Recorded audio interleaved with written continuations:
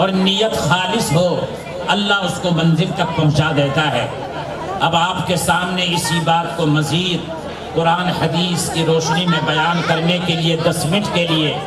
مولانا زاہد حسن صاحب ممور کیرانے سے تشریف لائے ہیں۔ وہ آپ کے سامنے تشریف لا رہے ہیں،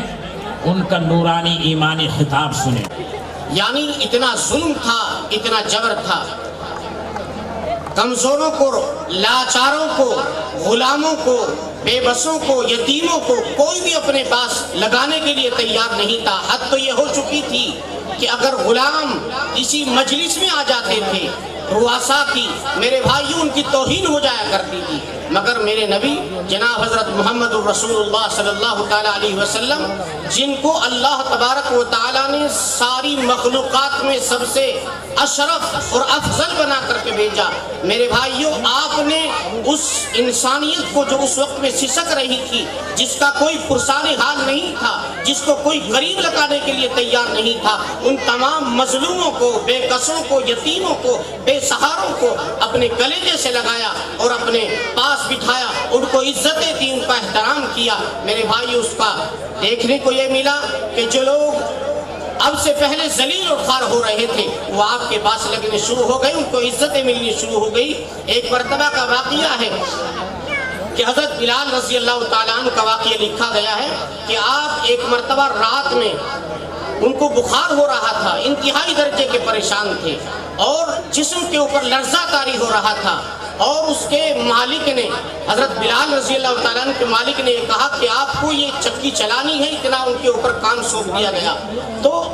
دیکھا یہ کہ رسول اللہ صلی اللہ تعالیٰ علیہ وسلم ایک مرتبہ وہاں کو گزر رہے تھے تو دیکھا کہ بلال رو رہے تھے اور کوئی ان کے پاس نہیں، لگنے کو تیار نہیں تھا۔ تو آپ صلی اللہ تعالیٰ علیہ وسلم حضرت بلال کے پاس پہنچے، ان کے پاس پہنچنے کے بعد ان کا حال دریافت کیا اور پوچھا کیا بات ہے، آپ کیوں رو رہے ہیں، کیوں پریشان حال ہیں؟ تو بلال رضی اللہ تعالیٰ نے کہا کہ آپ جائیے، اپنا کام کیجئے، یہاں بہت سارے لوگ آتے ہیں پوچھنے کے واسطے، مگر کسی کے پاس یہ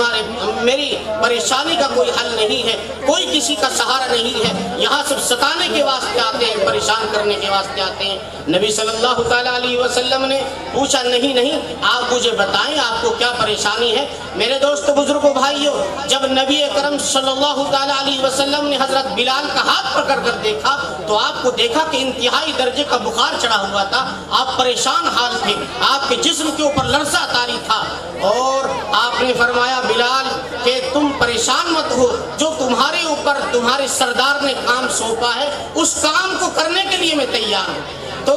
میرے دوست بزرگ و ساتھیوں، اللہ کے نبی صلی اللہ تعالیٰ علیہ وسلم اپنے گھر تشریف لے گئے اور جا کر کے وہاں سے جو کھانے پینے کا ملا، کئی روز سے بلال بھوکا تھا، پریشان حال تھا،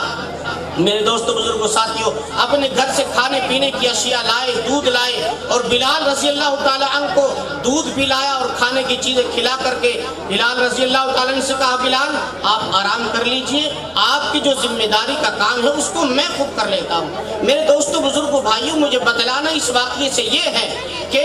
یہ اسلام جو یہاں تک پہنچا ہے، جو آج ہمیں ایمان کی دولت ملی ہے، جو آج یہاں پر یہ قرآنی ماحول آپ کو دیکھنے کو ملا ہے، یہ جو ہی نہیں مل گیا، بلکہ آپ صلی اللہ تعالیٰ علیہ وسلم نے ہمیشہ بے سہاروں کو، لاچاروں کو، مجبوروں کو ہمیشہ اپنے پاس لگایا، اور یہی تعلیمات ان مدارس سے، ان مساجد سے، ان دینی خانقاہوں سے ملتی چلی جا رہی ہے کہ ہمیشہ ہمیں انسانیت کا درد اپنے اندر رکھنا چاہیے، جو پریشان ہے اس کی پریشانیوں میں کھڑا ہونا چاہیے، اپنے پڑوسیوں کا خیال رکھنا چاہیے، اپنے بڑوں کا احترام کرنا چاہیے، اپنی ماں اور اپنے باپ کو عزتیں دینی چاہیے، اپنی اولاد کی قدر کرنی چاہیے۔ یہ مذہب اسلام سکھاتا ہے، یہی نبی اکرم صلی اللہ تعالیٰ علیہ وسلم کی زندگی کا مقصد ہے۔ تو بتلانا یہ چاہ رہا تھا آپ سے کہ میرے دوست بزرگوں بھائیوں، ایک رات گزر گئی، دوسری رات کا جب نمبر آیا، جب آ کر اس کے سردار نے دیکھا کہ کام تو مکمل ہو گیا ہے، دوسری رات کے لیے اس نے اور بھی زیادہ اس کے لیے کام چنا اور یہ کہا کہ اتنا کام مجھے چاہیے گا۔ میرے دوست بزرگوں ساتھ یہ دوسری رات بھی نبی اکرم صلی اللہ تعالیٰ علیہ وسلم تشریف لائے اور لا کر کے کہا بلال تجھے گھبرانے کی ضرورت نہیں ہے، میں محمد رسول اللہ میرے کام کو انجام انعام دوں گا, تجھے پریشان ہونے کی ضرورت نہیں ہے. تیسری رات گزری, آخری رات جب تیسری رات آئی,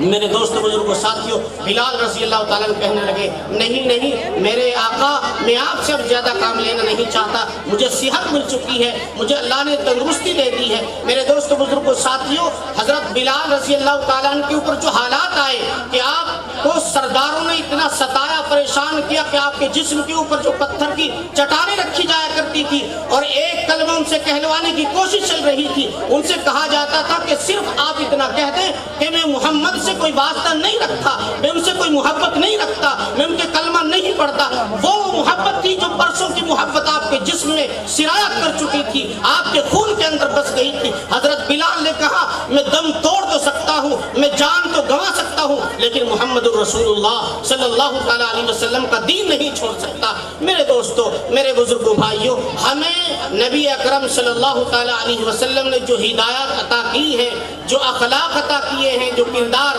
ہمیں دکھا کر کے آپ چلے گئے ہیں, انہی اخلاق کو اپنانے کی ضرورت ہے, انہی کردار پر چلنے کی ضرورت ہے. آج انہی اخلاق کو اپنانے کی وجہ سے آج جو ہمارے حافظ رمضان شاہ نور اللہ مرقدہ, الحمدللہ آج ان کے نام پر جو پورے ملک سے لوگ دوڑے چلے آئے, جوگ در جوگ چلے آئے, الحمدللہ یہ صرف اسی کی برکت ہے کہ انہوں نے اپنے آپ کو نبی اکرم صلی اللہ تعالیٰ علیہ وسلم کے اخلاق سے, عادات سے, افعال سے اپنے آپ کو مزین کیا. پھر اللہ تبارک و تعالیٰ نے ان کو اتنا چمکایا کہ پورے علاقے نہیں بلکہ پورے ملک کے اندر اللہ تبارک و تعالیٰ نے ان کی محبت بھیج دی ہے. جو کہ حدیث پاک میں آتا ہے, جب کوئی بندہ اللہ اور اس کے رسول سے محبت کرتا ہے, اللہ تبارک و تعالیٰ آسمان پر فرشتوں کو بلا کر کے عرض کرتے ہیں, اے فرشتوں,